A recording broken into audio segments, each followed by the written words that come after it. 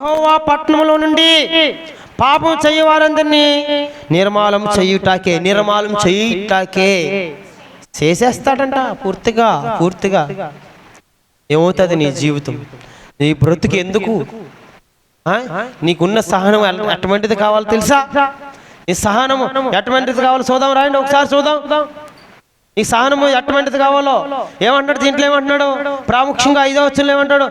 తమ పొరుగు వారిని చాటున దూషించే వారిని నేను సహరించేదాను, తీసేస్తాను, నాశనం చేస్తాను. ఎందుకంటే నువ్వు అవతల దేశించమని దేవుడు చెప్పలేదు నీకు, నువ్వు ఎందుకు దేశిస్తున్నావు? అవతల నిందించమని దేవుడు చెప్పలేదు నీకు, నువ్వు ఎందుకు నిందిస్తున్నావు?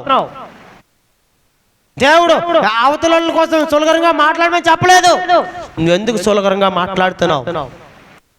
ప్రియమైన దేవుని పిల్లలారా, మీరు మాట్లాడే మాటలు బైబిల్, నువ్వు పెట్టుకున్న బైబిల్ పరిశుద్ధ గ్రంథం. నువ్వు పరిశుద్ధంగా ఉన్నావా లేదా నువ్వు ఆలోచించు. నువ్వు దోషిస్తున్నావంటే నువ్వు బైబిల్ పెట్టుకోవడానికి నీకు అర్హత లేదు. బైబిల్ పెట్టుకోవాలంటే నీకు ఏ అర్హత ఉంటుందో తెలుసా? మోసం చేయకూడదు, అబద్ధం ఆడకూడదు, అక్రంగా మాట్లాడకూడదు. అటువంటి వాడిని అస్సలు సహకరించే అంటాడు. ఆ మోసం చేసేవాడిని ఏమంటాడు చూడండి, 7వ వచనంలో, మోసము చేయవాడు నా ఇంట నిలవరాదు. నా ఇంట ఏమన్నాడు? నా ఇంట నివాసింపరాదు. ఎందుకంటే ఆయన ఇంట నివాసింప చేయడానికి ఆడికి మోసం చేసేవాడికి ఇలా చెప్తాడు. నువ్వు మరి బైబిల్ పెట్టుకొని నువ్వు ప్రాముఖ్యంగా నువ్వేమంటున్నావు? మోసం మాట్లాడేది, మోసం చేసేది మోసం, చూసేది అంతా అక్కరం, అన్యాయం, చెడ్డ చూపులు. చూసినన్ని నీ చూపులన్నీ చెడ్డ చూపులే, మంచి చూపులు ఒక్కటగాడ లేదు. పైగా నేను దేవుని బొత్తినంత నలుగురికి అన్నం పెట్టు. బైబిల్లో నువ్వు పట్టుకుని బైబిల్లో లేదా? నలుగురికి అన్నం పెట్టాలని లేదా? నలుగురికి సహాయపడాలని లేదా?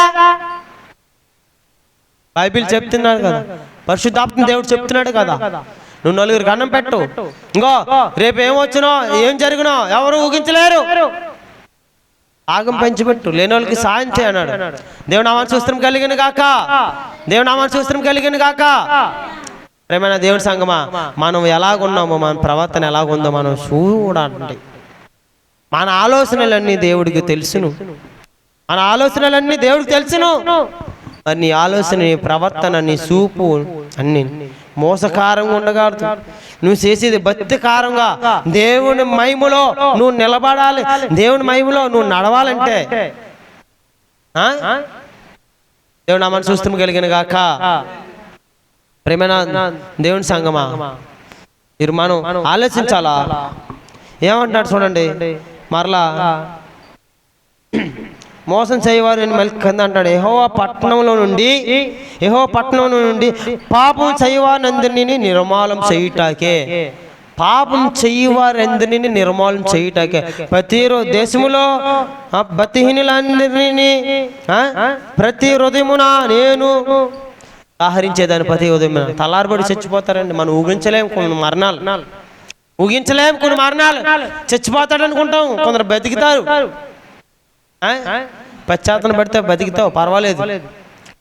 నువ్వు పశ్చాత్తం లేదే, నీలో యథార్థం లేదే, నువ్వు ఎంత పోరాడినా ఫలితం ఏమైనా ఉందా? ఉందండి? లేదు. దేవుడు నామాన్ని చూస్తూ కలిగిన గాక. దయగల దేవుడు, కృపగల దేవుడు ఏం చెప్తున్నాడో, ఆయన కృప ఇస్తానంటే నువ్వు నాకు నీ కృపొద్దు, నాకు తెగిలే రెప్పించు ప్రభువా, నువ్వు నాకు తెగిలే రెప్పించు, ఒకంతలో కొట్టుకెళ్ళిపోయినట్టుగా చెయ్యనంటే నీ ఆలోచన, నువ్వు అనట్లేదు ఆ మాట, నీ ఆలోచన, నీ ప్రవర్తన దేవుడికి చెప్తుంది. ఏమంటున్నాడు దేవుడు? ఆకాశమా ఆలకించము, భూమి సౌయోగము, నేను పిల్లల్ని పంచి పెద్దవారిగా చేస్తే వీళ్ళు నా మీదే తిరుగుబాటు చేశారు అంటున్నాడు దేవుడు. ఈరోజు తిరుగుబాటు చేస్తున్నామో దేవుడి మీద? ప్రియమైన దేవుని పిల్లలారా, మీరు తిరుగుబాటు చేయడానికి కాదు, దేవునితో పోరాడడానికి. దేవుని నామాన్ని చూస్తూ కలిగిన గాక. సహనం కలిగి ఉన్నవారు ఎలాగుంటారో మనం ఒక్కసారి చూద్దామండి. యెషయా గ్రంథం 50వ అధ్యాయము, యెషయా గ్రంథం 50వ అధ్యాయం 5వ వచనం. ప్రభువగు యెహోవా నా సవికి విను బుద్ధి, నా చెవికి విను బుద్ధి పుట్టింపగా, ప్రభువు యెహోవా నా చెవికి విను బుద్ధి పుట్టింపగా, నేను ఆయన మీద తిరగబాటు చేయలేదు. నేను ఆయన మీద తిరుగుబాటు చేయలేదు. మరలా ఏమంటాడు? వినకుండా నేను తొలగిపోలేదు. నేను వినకుండా తొలగిపోలేదు. ప్రభువు మాట మీద తిరుగుబాటు చేయలేదు. నేను ఏమంటా? నువ్వు అంటే తిరుగుబాటు చేస్తున్నారు కదా. చాలా మంది తిరుగుబాటు చేస్తున్నారు. ప్రియమైన దేవుని సంఘం, చాలా మంది తిరుగుబాటు చేస్తున్నారు. ఏ తిరుగుబాటు చేస్తున్నారంటే, తిరుగుబాటు ఏం చేస్తుంది? వాళ్ళు చేస్తున్నారు, వాళ్ళు బుద్ధు, వీళ్ళు చూసే చడి చూపు తిరుగుబాటు, వీళ్ళు చేసే ప్రవర్తన తిరుగుబాటు. దేవుని మాట వినకుండా లేడంట. ఏమంటాడు? ప్రభువుకు యెహోవా నా చెవికి విను బుద్ధి అంట, నా చెవికి విను బుద్ధి పుట్టింపగా, నేను ఆయన మీద తిరుగుబాటు చేయలేదు, వినకుండా తొలగిపోలేదు. దేవుడు నా మనసు స్తోత్రం కలిగిన గాక. వినకుండా తొలగిపోలేదు అంటండి. మరి మనం విన్నావా? దేవుడు మాట వింటున్నానని చెప్పుతున్నావా? విన్నానండి వాక్యము ఎవరితో చెప్పకుండా ధీమా పడిపో ఉంటే దేవుడు మామూలుగా ఊరుకుంటాడు అనుకుంటున్నారా? మీరు దేవుడు విడిచిపెట్టేస్తాడు అనుకుంటున్నారా? ఆయన చెయ్యి విధులతో చాలు నేను సాతాన్ని ఎక్కడ ఆడద్దు, అక్కడ ఆడద్దు, నరకులు ఆడద్దు. ఆయన చెయ్యి పట్టుకోబడి ఇంకా నువ్వు బ్రతుకున్నావు కుమారుడా, కుమార్తె. ప్రియమైన దేవుని పిల్లలారా, మీరు ఇంకా బ్రతుకున్నారంటే కారణము దేవుడు. ఇంకా మీ చెయ్యి పట్టుకోబట్టికే నువ్వు తునీకరించిన ఆయన చెయ్యి పట్టుకుంటూనే ఉంటాడు. నేను తోసివేసినా నువ్వు తోసివేసినా ఆయన ఇంకా పట్టుకొని ఉన్నాడు. ఏమన్నాడు? ఆ తర్వాత ఏమంటున్నాడు చూడండి. పొట్టి వారికి నా వీపును అప్పగించి తిని, వెంట్రుకలు పేకివై వారికి నా సంపలను అప్పగించి తిని. ఏమంటున్నాడు? కొట్టువై వారికి నా వీపును అప్పగించాను. ఏమన్నాడు చూడండి, మీరు బాగా గమనించండి. కొట్టువై వారికి ఏమంట? మాల్గచల కొట్టువై వారికి, కొట్టిన వారికి నా వీపును అప్పగించాను, ఎంటికలెట్టుగా పీకును కొట్టే వారికి నా సంపల చూపించాను. నేను కొట్టుకుంటారా? కొట్టుకోండి. తిట్టుకుంటారా? తిట్టుకోండి. ఇలాంటి వారు, ఇలాంటి భక్తులు, ఇలాంటి సేవకులు, అలాంటి విశ్వాసులు ఉన్నారా ఎక్కడైనా? ఏమంటాడు? మరలా ఏమంటాడు? ఉమ్ము వెయ్యి వారికి,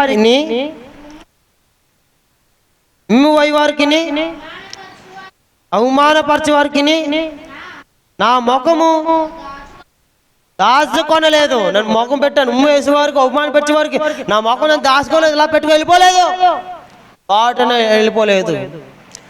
సేవకుడు ద్వారా దేవుడు మాట్లాడుతూ కొందరికి సిగ్గేస్తుంది, కొందరికి సిగ్గేస్తుంది. అయినా సరే ఆ రోజు దేవా నన్ను ఈ రీతిగా ఈరోజు నువ్వు మాట్లాడవు, ఇందుని పట్ల నీకు సూత్రాలు ప్రభు అని చెప్పరు. బయటికి వెళ్ళిపోవాలని చూస్తారు. ఇప్పటికి అయిపోద్ది వాయికి వెళ్ళిపోవాలని చూస్తారు. ఏదో పాస్ట్ గారు ఏదో అనుకుంటాడని నన్ను చూస్తారు తప్ప వెళ్ళిపోవాలనుకుంటారు. ప్రేమ నా దేవుని సంగమా, ఉమ్మయ్య వాడికి ఎవడు మొక్క పెట్టాడండి, అవమానపరిచేవాడికి ఎవడు మొక్క పెట్టాడండి అండి. అవమానపరుచుకుంటూ పరుచుకో, కొట్టుకుంటా కొట్టుకో, తిట్టుకుంటా తిట్టుకో, ఏం చేసుకుంటావో చేసుకో. నా చెవికి విని బుద్ధి పుట్టింపగా, ఏమన్నాడు? వినకుండా తిరుగుబాటు చేయలేదంట, విన్నాడట. మరి మనం వింటున్నామండి? దేవుడు మాటలు వింటున్నామా? దేవుడు మాటలు వింటున్నామా? సాతాను మాట వింటున్నామా? నీ జీవితం వెంట నీకు ఇలువ తెలిస్తే దేవుడు మాటకి వచ్చేది. ఎందుకంటే ఆ ఊరి వెంట నీ జీవితంలో ఎందుకు పనికిరాని నీ బ్రతుకులో దేవుడు వచ్చాడంటే నువ్వు గొప్ప ధన్యుడు. దుఃఖపడే వాళ్ళు ఏమన్నాడు? దుఃఖపడేవారు ధన్యులు, కనికారం చూపువారు కనికారము చూపించబడతారు, ఓదార్చే వారికి ఓదార్పు కలుగుతుంది. నువ్వు వేషధారణ బతికోల్ది ఓదార్పు లేదు, ఏమీ లేదు అంటే ఖచ్చితంగా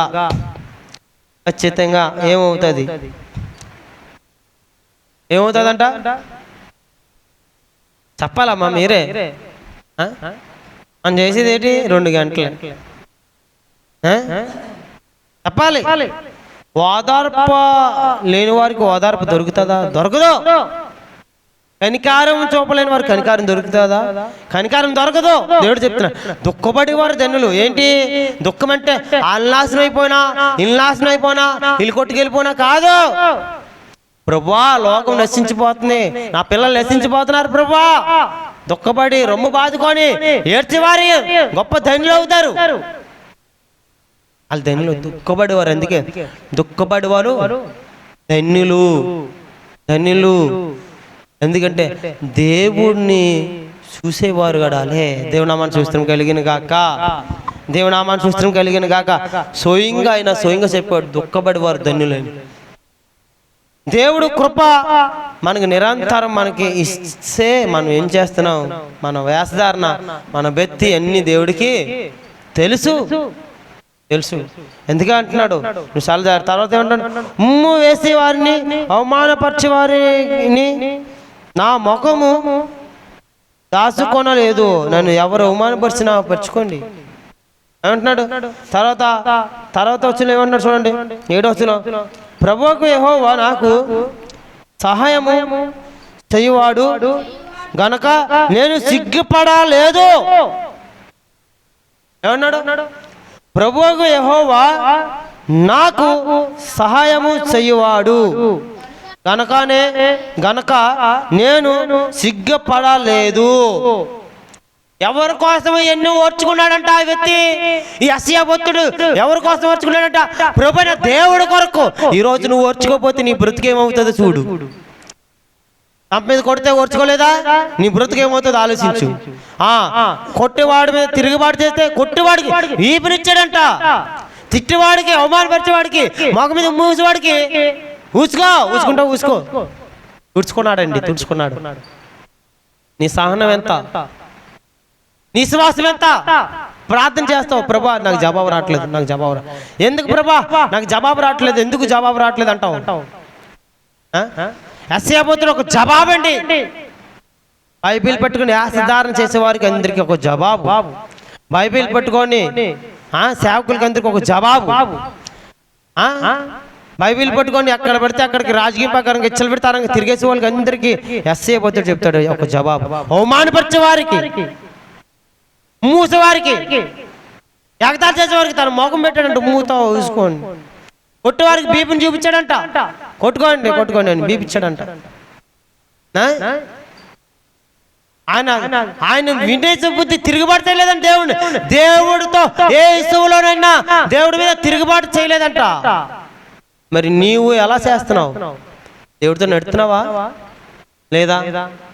మరి నీ జీవితంలో దేవుడి కొరకు జీవిస్తున్నావా? లేదు. ఎవరన్నా ఏమైనా అనగల కోపం జీవిస్తున్నావా? తల్లి తండ్రి మీద తిరుగుబాటు చేస్తున్నావా? ఈ తల్లి తండ్రి నీ కోసం ఎంత శ్రమపడి ఉన్నారు. దేవుడు నేను కాస్తుంటే భూమి మీద ఇది ముళ్ళు రా, నీ జ్ఞానం చెప్తే నీ తల్లి తండ్రి నీకు చెప్తున్నారు కదా, జాగ్రత్త రా, ఇలా ఉండాలి, అలా ఉండాలి, అలా ఉండాలని చెప్తే ఏమీ లేదు. నేను తల్లి తండ్రి మాట తుని గారు ఇచ్చేసి వెళ్ళిపోతున్నావా? దేవుడు నామాన్ని చూస్తాం కలిగిన కాక.